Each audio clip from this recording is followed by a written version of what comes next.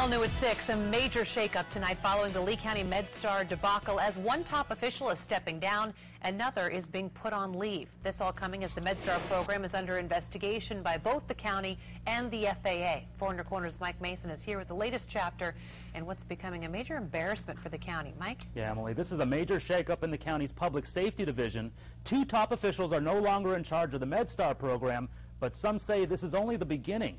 County Manager Karen Hawes announcing today that Public Safety Director John Wilson is retiring effective immediately.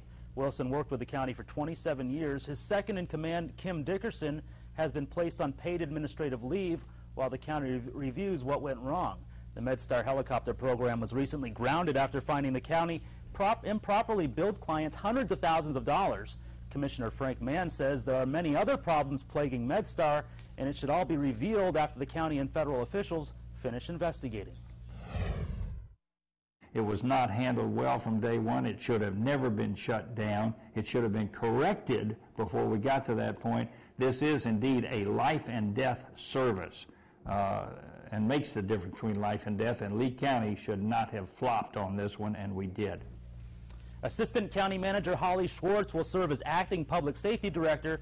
Coming up tonight at 10, we'll hear from county officials who say the county manager's career is also on the line. And how do former MedStar employees feel about all of this? That's coming up tonight at 10. In the studio, Mike Mason, Fox 4 in your corner.